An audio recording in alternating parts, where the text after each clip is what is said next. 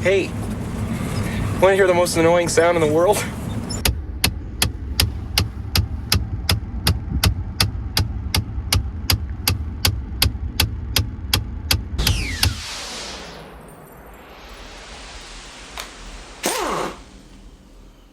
Welcome back to my teeny tiny automotive channel. This is the intro to the video that I'm going to show you about replacing blend doors on the Ford F-150. But what I've done is I've filmed what I already did, and now I'm making the intro because I kind of screwed up and I want to take a step back. After going to the dealership, I got this handy dandy little diagram and I learned quite a bit. So I was poking around on the interwebs, and every video that I could find and forums and stuff talked about your blend doors. There's one way up high and one way down low, and the driver's side is like the super hard one to get to, and the one for the passenger side is simple. It turns out there's actually 4 blend door actuators. Here's the diagram. And what happened to my truck is the one that is on the far left side, if you're sitting in the driver's seat, be on the driver's side just above the gas pedal. That one is for the defrost and the vent, and that's the one that was clicking. Now, I didn't even know that one existed. I just heard clicking and automatically assumed that the one up top behind the screen for the dual zone, that's one of them. There's a second one that's right where that one is, but it's all the way down at the bottom. I assumed it was the one up top, so that's the one I bought. Now, lucky for me, the one up top and the one down below, both for dual zone, are the same part number, so if one of them does go, I've already got a replacement. There's a 4th one, and it is basically on the passenger side, all the way over on the side of, I guess, the blower motor or some vent that's over there. And all it is it's for recirculate. That's it. And according to the gentleman at the Ford dealership, that one hardly ever goes bad. So you're really kind of only dealing with 3 of them. The one behind the infotainment center, the one way down at the bottom, like underneath all that stuff on the, I guess, near the floor, but you still have to take the center console and stuff out to get to it, and the one that's above the gas pedal, the one that I'm replacing right now. So here's the video. I'm going to show you how to very easily get to the one that's behind the entertainment screen, how to take all that apart and get to it. It's really not that bad. You're going to need a 7mm socket. You're going to need an 8mm socket, a Phillips head screwdriver, a little plastic tool to pull some trim off, and a 10mm socket. And that's it. It's very simple. Just be careful pulling the plastic pieces apart. Here's how you do it. First thing you're going to want to do is open up your glove box, depress right here and over there, and these little tabs will just squeeze in, your glove box will drop down.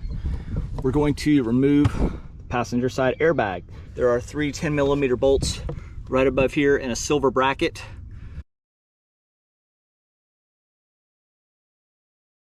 And that silver bracket right there, 1, 2, and 3, those are the bolts you're going to take out.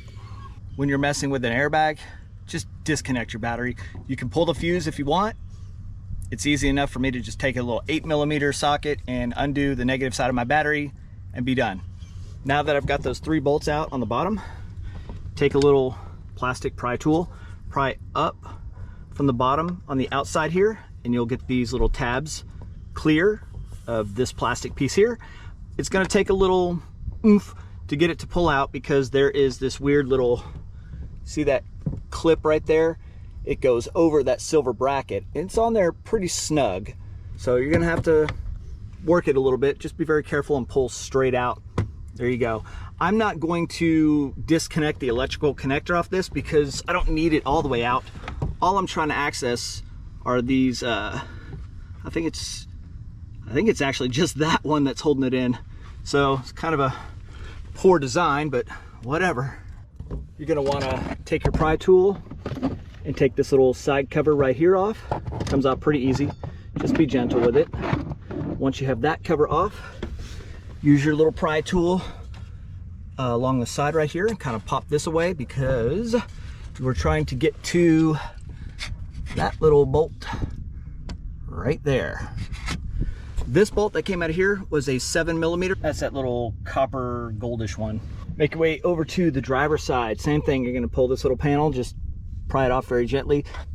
This was a little tough area to pull out, but it's just this little pin. Just be careful. Pulls straight out. Then you have to come up here. I had 2 screws that went in from the bottom. Those were both 7mm. Once those are out, you want to put your hand in like this on this side and that side at the same time and just give it a tug towards you. It'll pop loose from the little pins, and then just kind of finagle it. Move your little button down, lower your column. This will give you enough room to pull this forward. Once you do that, I grabbed right here on top and kind of pry it away, and then moved my hand up here and pulled this away. There's one more bolt. It's going to be right there, same as the other side. Also a 7mm. Next up is this bottom piece right here. Just get your little pry tool along this seam, push down, and then work your hands in there and just kind of pull it down and towards you. You can see the clips and where they are. This one came out pretty easy. The reason for that, we've got to get a screw here and a screw right there. And once we get those, this face should pop off. All right, use your hand underneath and pry. Probably use your little tool up top and kind of stick it in there, get the top to pop away. And once you do that, you're gonna have, if your truck is like mine, I got a little traction control thing, so I've got to unplug up here, and you're gonna have another plug going into the bottom right there. Once you unplug those, you can remove this and work on the screen. When you're pulling the top of this, be very careful, because these tabs, one on each side, will stick out. That's what you undid on either side over here. You don't want to keep pulling on it and break them off because of these side trim pieces. So come out, you can actually kind of pull the bottom, lift it up and over, and then work on this. For this connection for your screen, push down on that little tab, and then this one will slide forward. That's all you have to do. It's very simple. Just push down on that tiny little top part right there, and this will slide forward, and you can lift this up and out. Then you want to take off the 4 screws that hold the CD player, and there's actually one more back here.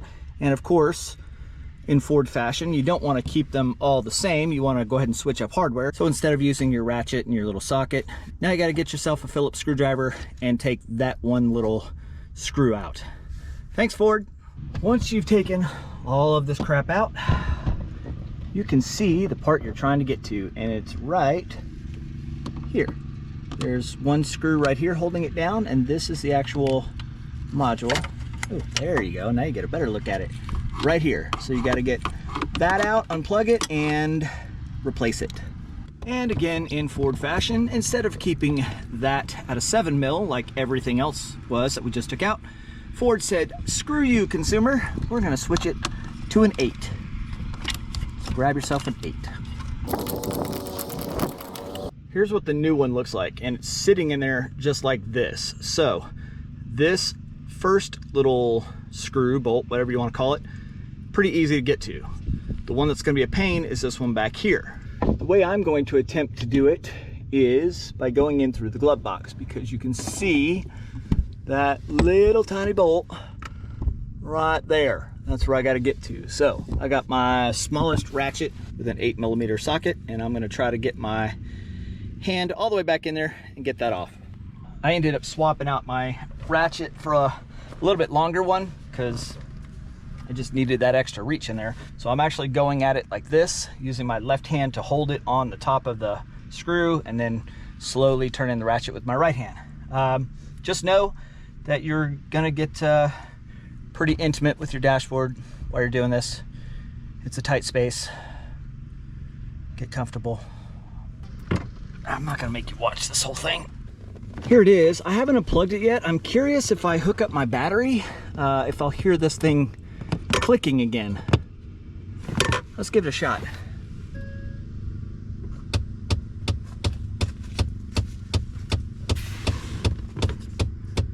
It was at this moment that he knew. He f***ed up. What the crap? I'm gonna be pissed if it's this one down here.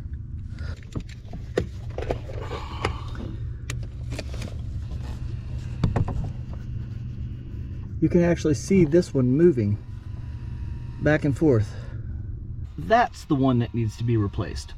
And this one's a whole lot easier to get to. I did not realize it was right here.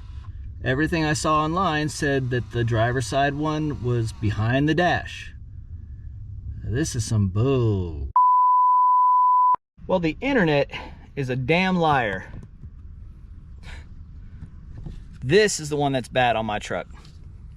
It is on the driver's side, and I didn't have to remove a single thing to remove this. I just laid on my back, went up next to the pedals, 2 bolts, comes right off. What the hell, internet? Hopefully this was entertaining, watching me go through all this crap to get one out that is perfectly fine. And I even bought a brand new one, so I have a spare. I'm not gonna replace that one because it still works. And now I know how to get back in there. It wasn't that bad. But I do have to track down this one because it's different than the one that I ordered. Of course it is. I mean, why would they be the same? All right, well, if you're searching around on the boob tubes and the interwebs and you're trying to figure out how to take out the driver's side blend door actuator, and your truck is a 2014 F-150 FX2, here it is. You don't have to take anything apart to get to it. You just have to reach up in there with an 8mm and pull 2 bolts, undo the wiring connector, and that's it. Take you like 5 minutes. And now I have to punish myself with exercise. At least I don't have to drink some nasty beer. And I'm working on getting my summer bod.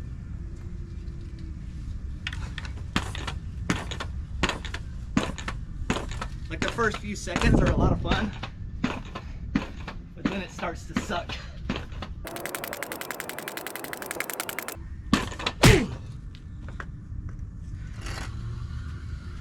Here's the replacement part that I'm putting in. You don't have to remove anything over here to do this piece. All you have to do is reach underneath the dashboard, follow the gas pedal assembly straight up, and it is right there off to the side. Now, it does look very similar to the other ones, with the exception that this piece is a little kind of like more towards the middle than the other ones are kind of like down here, so they don't quite line up.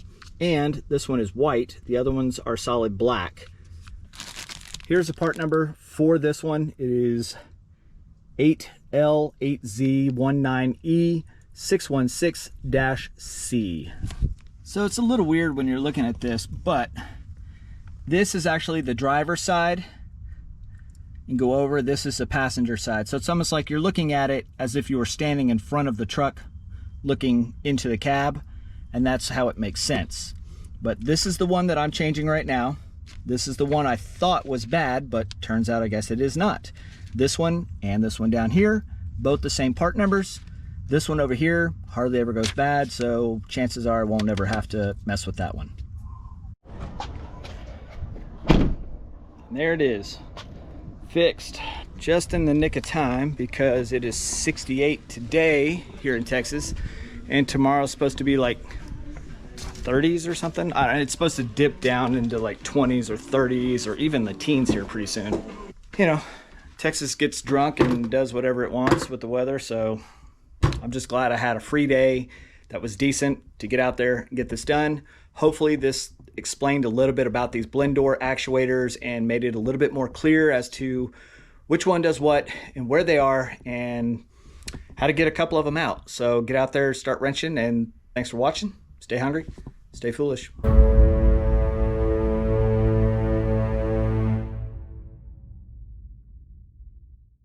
So I saw that you can undo the tabs on this thing and pull it apart, and I was curious to see what was inside. I don't know why this is made to come apart like this, but here's what's inside. Pretty cool. Couple little gears and tiny little motor. This is almost like the same worm gear that you'd find like in the back of your odometer cluster. This, none of the gears are broken, so I don't, something must have happened with the circuit board or something. It just keeps this motor spinning, or trying to spin, because everything inside is the way it looks like it should be. Oh well, it's replaced now, so suck it here, little blend door actuator.